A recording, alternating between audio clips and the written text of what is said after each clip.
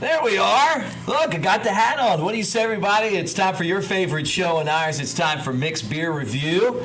Got a special guest to do this beer review with, Rory Tettemer. What's up, dude? Welcome to the beer show. Excited to be here. This is good. We got the hat ready and good vibes all around here. Excited for some beer. This is a beach hat, and I felt like, when you have a beer like this with unicorns on it, you just got to do different stuff to get ready for it. So I threw the beach hat on, but now I'm taking it off. We're getting down to business, and we want you guys to get down to business as well. Thanks for hanging out on Mick's Beer Review. Make sure that you, as part of Season 3, you become part of our YouTube channel. Like and follow at Mick's Beer Review on YouTube.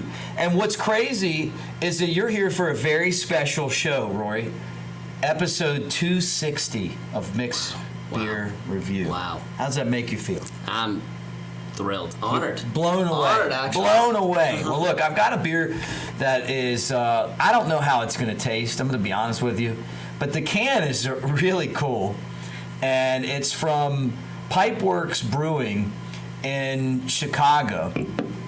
And, look, we're work for the Smokies and Cubs affiliates, so we get it, right? Pipeworks Brewing, established in 2012, and they have, I think, the best artwork on their cans of any of the breweries out there, and if not, it's pretty close. Jason Burke at Ink and Lead Design came up with this, so pretty cool. Like, look, it's definitely a unique type of can. It's got a unicorn with that's an astronaut unicorn. There's a skateboard unicorn.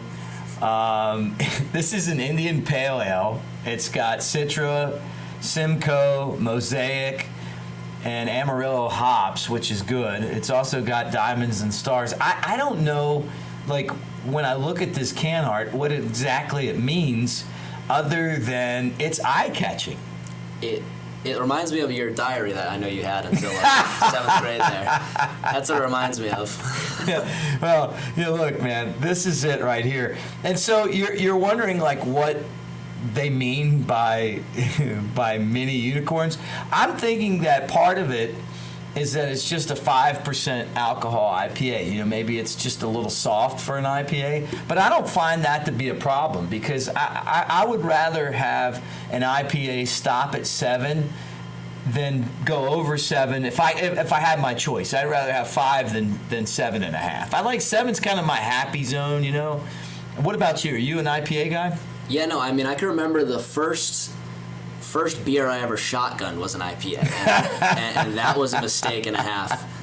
When I didn't know that you had to pop the top off and was just sucking on an IPA through a hole, it was pretty brutal. But yeah, no, I'm a decent IPA guy, and I think a 5%er will do me well. Yeah, it'll do you well. Well, you got this accent. Are you from Boston? From Boston, Massachusetts. I can hear that. So, would you pick these up in your car? In the car, take it to the harbor, and Fenway Park. Yeah. So accent-wise, you don't have a really strong Boston accent. Do you know people that have them? Oh yeah. There's a lot, especially downtown Boston. Everyone around there's got the strongest accent you can ever see, and then people that come in, they call them groupies.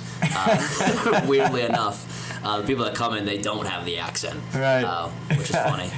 All right, well, let's crack this thing open again from Pipeworks in Chicago. I did one of their beers before, wasn't blown away by it, but again, Citra hops, one of my favorites in a hazy type IPA. Love Simcoe, love Mosaic, Amarillo is okay hop. So let's just go ahead and throw this up there and let's do this. I'm pretty good pourer of beer. Did you ever bartend?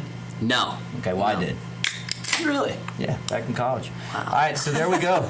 There we go. Cracked it open. Okay, first off, I can tell you that it is light. And I would figure that when, unicorns are on your can, that it would be light. Here, I'm going to give you that. You're my guest.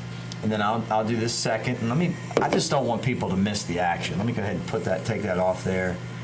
And go ahead and pour that into the glass and see what we got. What is a mini unicorn? Well, it smells good. Yeah, it does. It does have a good smell. I can smell the mosaic in there. You know, like that definitely stands out. And then, you know, Citra is kind of the base of hazy IPAs and of, you know, definitely of you know, high PA. So anyway, let's see what we think. It smells good. This thing was canned. Go ahead, you drink. I'm gonna look at this.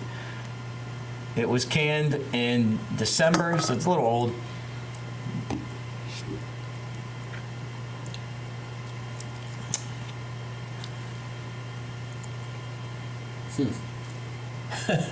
Interesting.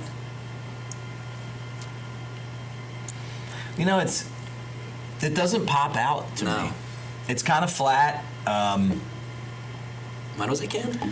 In December, but I mean, look, when they're in this, I mean, that doesn't mean that the beer's not good. I mean, it's not, you know, I mean, it shouldn't taste this. Yeah.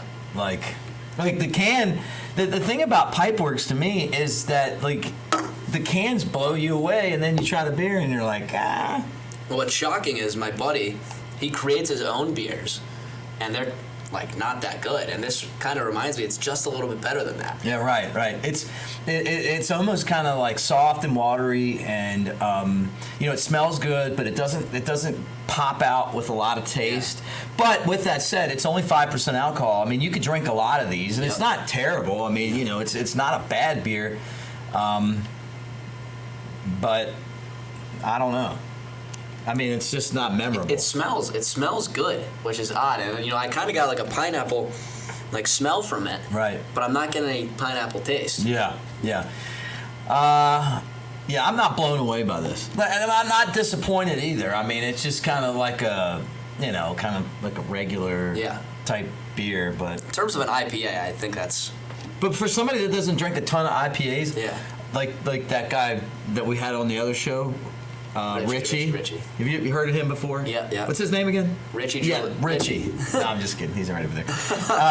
This may be more up his alley, but I don't know. All right, let's give it a score. I'm going to let you go first, Rory.